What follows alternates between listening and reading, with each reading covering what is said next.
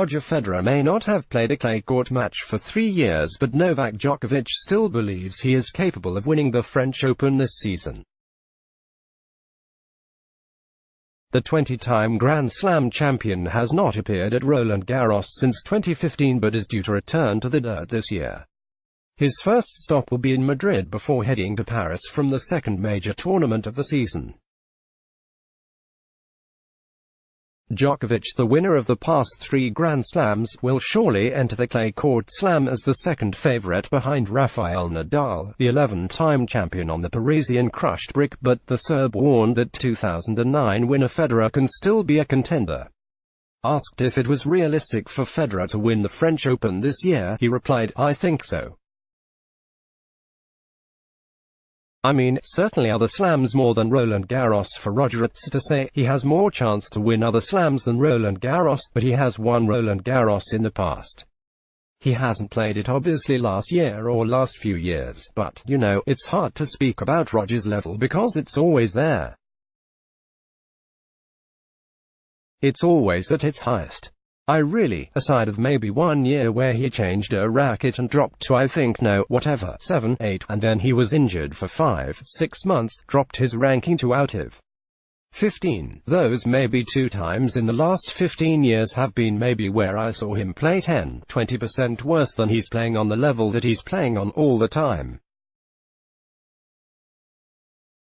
So it's always expected in a way from my side when I see him play, compete on any level on any surface, that he's going to be at his best, that he's always going to be one of the candidates or favorites to win any tournament.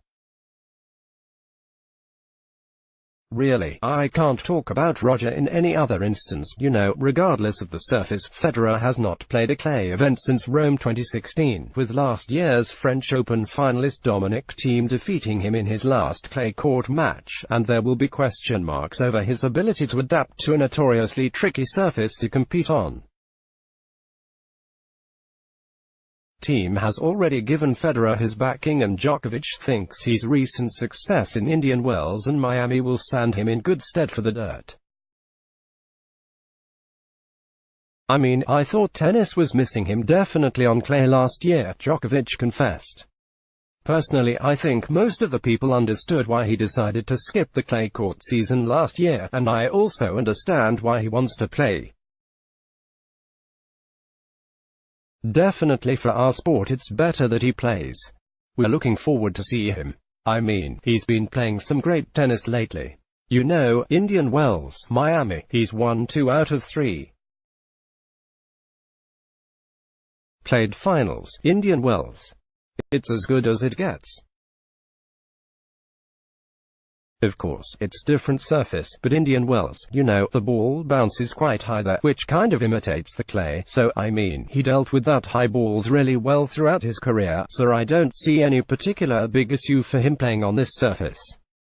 He won French, he won all the big ones. He is who he is, so you always expect highest from him. There are 3 Masters 1000 events before Roland Garros, including the Monte Carlo Masters this week, and Djokovic admitted it would be ideal to win at least one of those events in the build-up to this year's French Open. Yes and no, he smiled when asked if he needed to win one of the Masters tournaments in Monte Carlo, Madrid, or Rome.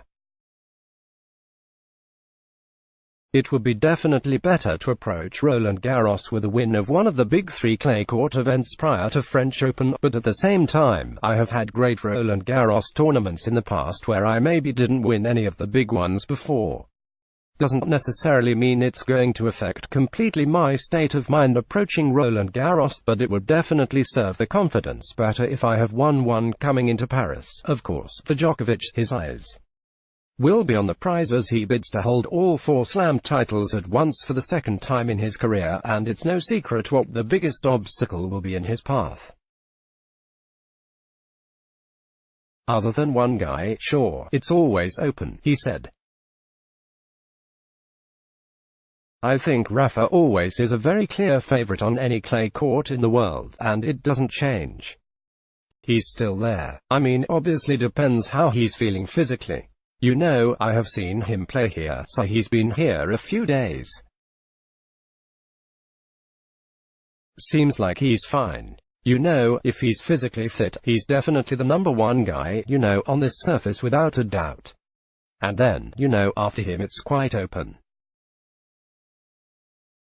You know, I think Alexander Zverev has done very well on clay in the last few years. Dominic Thiem, of course.